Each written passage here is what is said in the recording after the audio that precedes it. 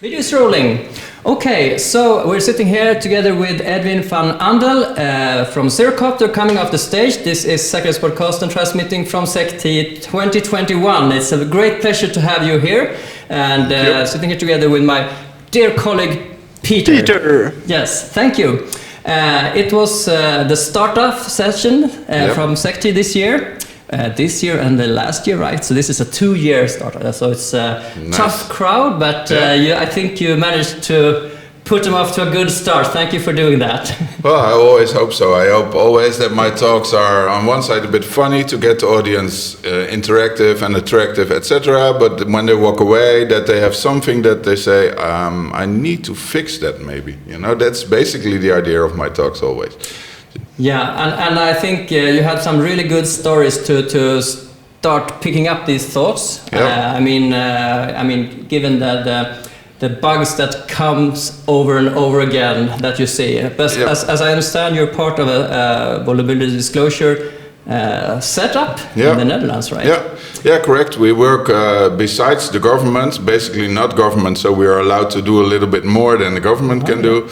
And we try to keep the Netherlands a little bit secure, so we're scanning and we're trying to help kids that might go the wrong direction. You know, for instance, we had a kid lastly, he found a database with a lot of credit card information and he's talking to it about his friends, but he knows he can't use it because he will be arrested.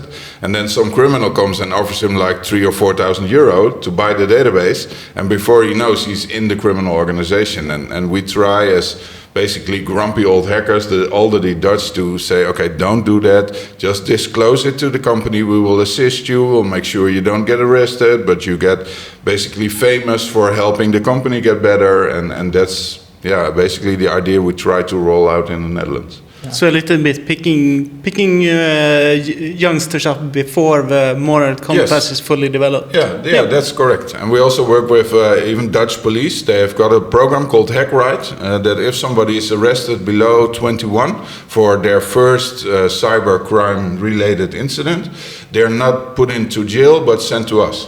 And we basically teach them and show them the ways of responsible disclosure, and we pick on them a little, but we try to get basically that angry, don't do this, try to help the world get better, and it works. So it's very nice. That's a great setup. I mean, maybe it's something that other countries should pick up too. Just send them to these guys and help them get on the track, like a correction institute, but the right way. Yeah, but it's also logic. I mean, if you in the Netherlands, for instance, if you pick if you steal something from a shop, you know, then your parents get angry. Maybe the police, the street police gets angry. The shop owner gets angry. School gives you a lecture. So you have 4 or 5 different people steering you. And if you are in your room and you don't have parents who watch over you or whatever, then you're free. You don't get corrected. And I think that's a bit needed. And parents always ask me, what can I do? My kid is always upstairs, and should I install all this software to monitor him? And I say, well, if he's a good hacker, it doesn't matter because he will bypass it. The best thing you can do is teach them ethics. So just tell them it's okay if you find something, it's okay if you want to hack, but if you do, report it to the company, be a nice guy, do it ethically, and then you're even famous in the community, and you don't get arrested, you don't have to look over your shoulder. That's the only thing you can do. I know one of our podcast colleagues is part of they're doing a video which will go on Swedish television where they basically teach a little bit of hacking and do demos. Cool. I vouch for it being completely perfect and great because it hasn't been transmitted yet, so I haven't seen anything. But because one of the challenges with if you want to intercept, like if the parents would be one of us, we might know about IT security and IT security related moral dilemmas, but I think if we would pick a generic parent, they might not be familiar with IT security crimes and things like that. Yeah, that's true. And also kids themselves, they see it as a game. You know, they're playing games and they can do anything. And then there's the internet, which is also on the screen, so you can do anything. And that's where it goes wrong, you know. And I would suggest trying to educate the parents in not so much all the technical stuff, but more on the moral side, the ethical side. You know, try to do the same thing as you would do in normal life. Just if you find somebody's keys outside the door, don't steal them, but ring the door and give them back. You know, and if you do that on the internet in the same way, then it's all fine. But you also need to educate the companies, right? Oh yes. I mean, because they will freak out. Someone telling you, "Oh, we have a vulnerability," and okay, we'll pin you down, right? So the vulnerability disclosure setup needs to be taught also to it's a complete process. To the kids at the companies. Well, that's true. We have a lot of companies that come to us and want to join. And if we ask them about what is your current status in security and they haven't done anything, we don't accept them as a client because it's unworkable. You have to have processes in place. And what we do is we filter in between. So that means that you don't get all the bullshit, but only the serious things go to the company. But still, you have to discuss with the researcher because they wanted to know. They're proud of what they found, so they want interaction with you. And if you can do that, and if you can also fix it within, like, say, 60 or 90 days, according to standards, then it's fine. But you have to have that process in place. If you don't, then you get a lot of miscommunication, and miscommunication leads to problems. Yeah. So you could have like a group of hang-around companies that want to join the disclosure program, but they're not there yet. They're not there yet, no, and they have to be educated and taught. And often it's also within a company there are a few people who want to work with us, and then it goes up the chain. You know, it goes to procurement and to legal and to the board, they say, hackers? No way, you know. Yeah, but you're hacked already, you know. We just the same stuff as it's happening already, only now you know it instead of that it's criminally used or whatever. But still, you know, and I think it's also the term hacker that's still too negative. I mean, if you look at the media, somebody hacked, a hacker did this, it's all bad, you know. And for us, hacking is our pride, you know. So it's always difficult. If hacker would be positive, then I think the rest of the world will follow along a bit, I hope. So talking about hacking and hackers, your name, Edwin, it comes up. Some persons might have heard the Darknet Diary podcast where you disclosed some details about the hacking of the Trump Twitter account, right? Well, it wasn't hacking, but still. Good guessing. No, not good guessing. We were in Brucon, a conference in 2016, and the databases leak all the time, and people crack databases, and LinkedIn was hacked in 2012, and around that time the database came publicly available, so we looked at it, and we were just in our hotel room because it came out that day, warning Dutch government officials, like, your password is in here, and etc., so please fix it.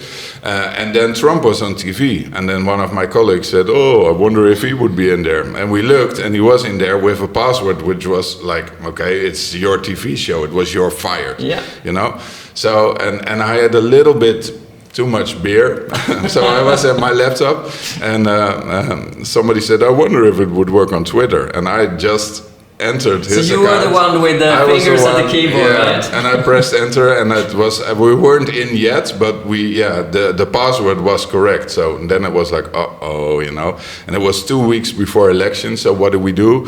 If we stop now, then it all traces back to us. And what if somebody else already knows this and now blames us for everything that might happen? So we went on, tried to get in fully, took screenshots, made timelines, and then did responsible disclosure to the Trump administration and the American government, etc. And nobody responded. So then we tried the Dutch government. They have liaisons in the US, so they picked it up.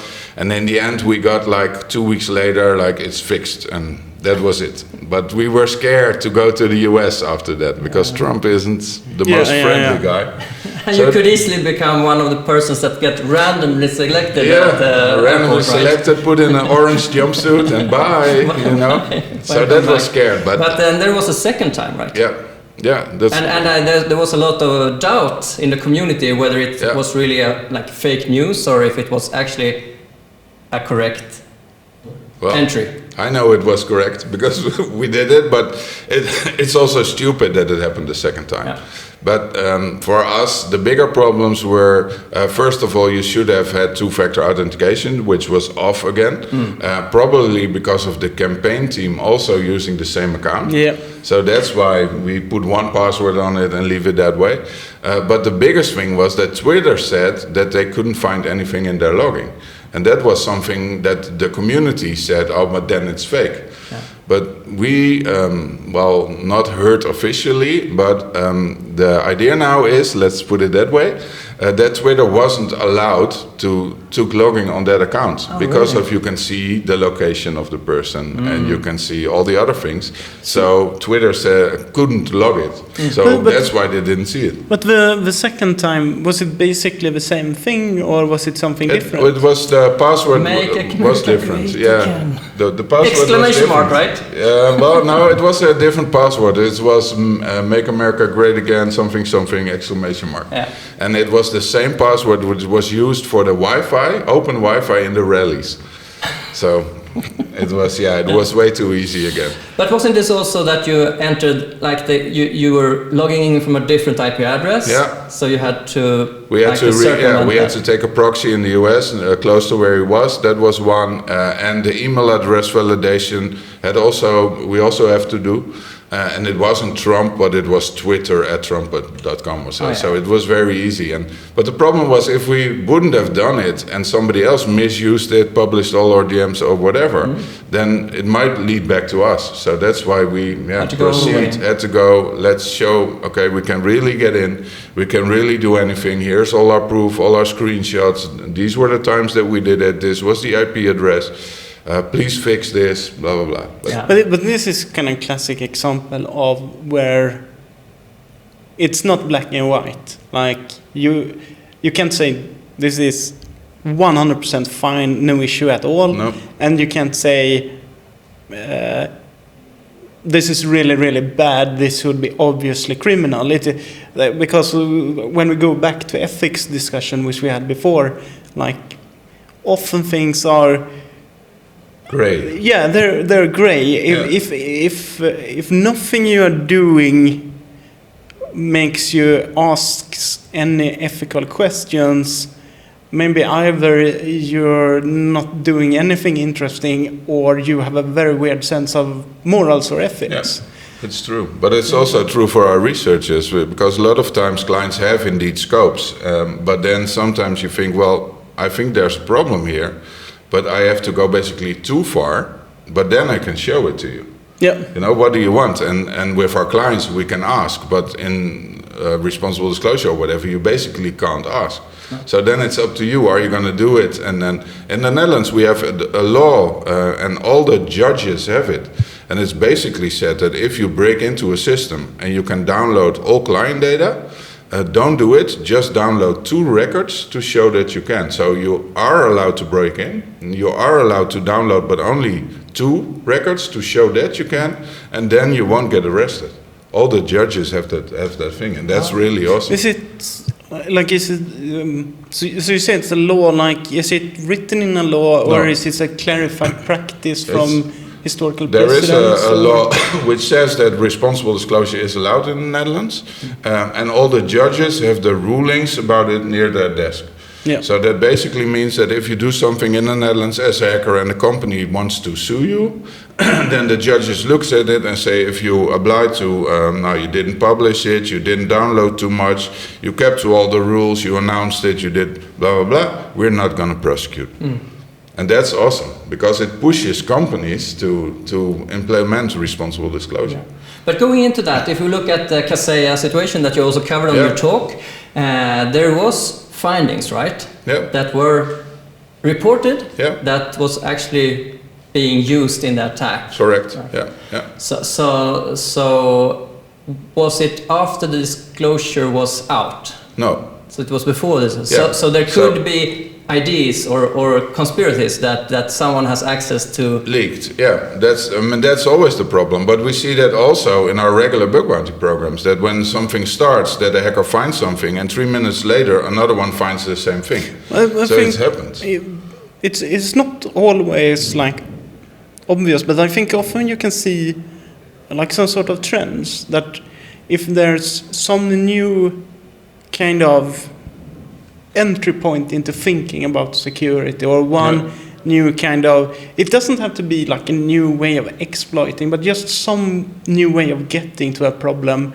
It seems like once there is some sort of breakthrough, then you will see independently very similar findings will grow out at different places. So but that's the deal, right, with the Kaseya now. They managed to show that managed software or remote access software is a good way to get in, because you have all the privilege. It's just open doors. Well, so true. Just go after those guys, and you will be into everything. But that's the world. I mean, in the beginning, all the hackers were focused on Windows, you know, so because everybody had Windows, so it's the most easy access point. Then Windows 10 got basically more secure. So what we're looking at now, what does everybody have besides Windows?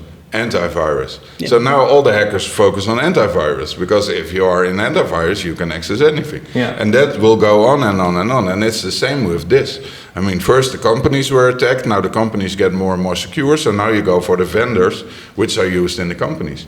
And companies don't test it. I think if you want to do a true security test of are you vulnerable for this, give somebody, a pen tester, access to one computer in your network fully. Because that's what basically happens. If you have like an air conditioning system and it's remotely managed, there's a computer in your network, and if that one is breached, then they can reach anything.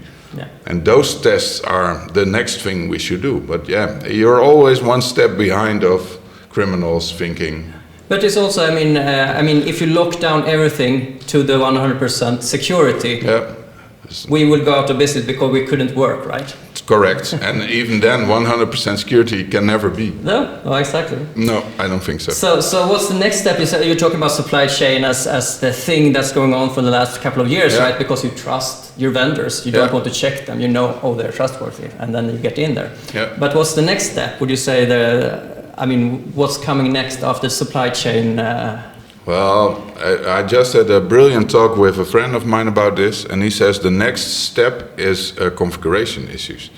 And I was like, And he said, everybody's building now systems which might be more secure, etc. You will still have bugs, but it doesn't matter. The problem now is configuration issues. And there have been research with some very advanced companies that did a scan of all their bugs, and about 70% of all their bugs were configuration issues. So that means I have vendor A, I have vendor B, and I have vendor C, and I have to combine them. And if I make one mistake, then somebody can misuse that.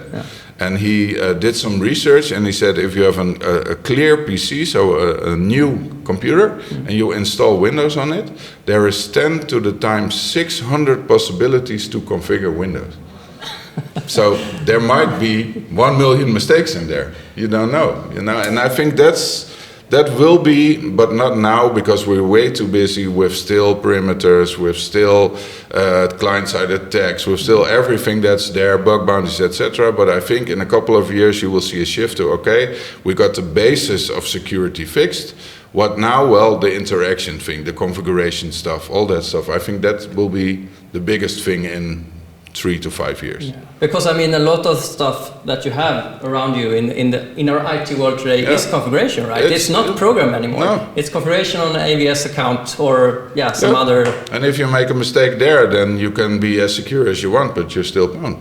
So I think that will be the biggest thing in a couple of years. So we're looking forward to the future, right? A bright or a scary future? Oh, fun future. A fun future for us. I see so many stuff, so I'm not even, everything is the same now. I'm not curious, or I'm still curious how stuff work, of course, but I'm not surprised when things are broken or whatever. It's the same. It's over and over again. Yeah, correct. Okay, Edwin, thank you so much for coming to Säkerhetspodcasten transmission here from SecT at 2021. It's been a pleasure having you at the seat here, together with Peter, Edwin, Robin.